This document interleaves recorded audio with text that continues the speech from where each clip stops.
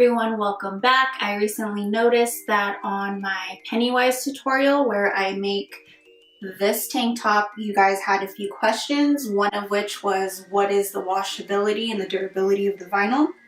I'll try and zoom in, but it still looks brand new and I've washed this plenty of times. So the ink and everything stays on great. The foil vinyl, which is also Craftable's brand, has been holding up great as well. You guys were asking, some of you asked how I got my design to be so big. I did not. I printed the maximum size that Cricut allows you to, which I believe is 9.25 by 6.75. The only reason why the design looks bigger is because I added regular vinyl, the foil vinyl below it to give the illusion that it's bigger. But there is a way that you can get it to print larger than what I printed, but it will require multiple pieces of printable heat transfer vinyl. So if you have multiple pieces to spare, then this is your answer. Also, in the video, I grabbed each individual letter after I printed and placed it by hand onto the tank top. I just recently found out that Craftables now offers heat transfer tape. Some of you mentioned this in the comments saying that it would have been much easier for me to have used that. I didn't even know that existed. I'm still learning as well every day. But I was just told that Craftables now offers it on their website.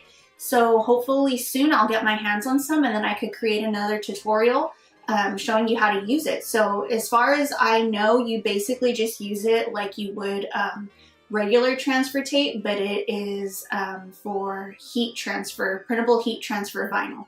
So I'm really looking forward to that.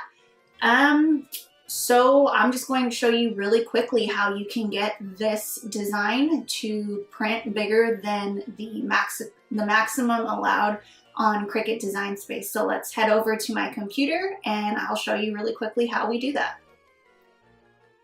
Okay, you guys, I have my project open. What I'm going to be doing is selecting a shape. I will be using a square.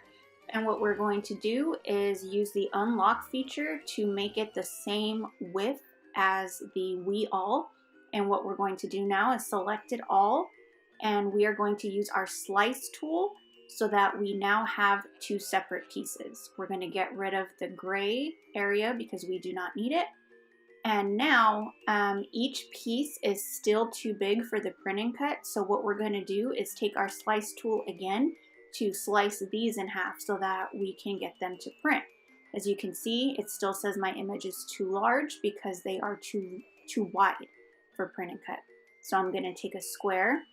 And what I'm going to do is remove the grid lines and change the background color just so that I can get a better visual of the letters, and this way I don't accidentally cut into the letters because we just want to cut around them. So what I'm doing is making it the size I need it to slice We and All separately. Again, select, use our slice tool, and get rid of the gray area. Now the We All is fine to use for our print and cut.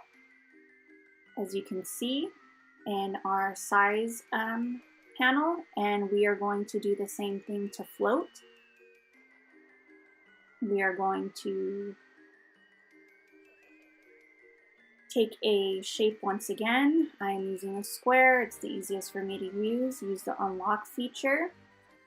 Highlight over the F and the L, making sure not to cut into those letters or the O. Hit our slice tool and get rid of the gray once again. Now when we go to hit make it, everything should be cut, I believe, onto three. Yep, 3 separate pieces. And what you do is just piece them together, which we can now use Craftable's heat transfer tape to make it much easier. And that is how easy it is to get this design specifically to cut larger than the allowed amount in Cricut Design Space. So I hope this was helpful for you guys. If you have any questions, feel free to comment below. Thanks for watching.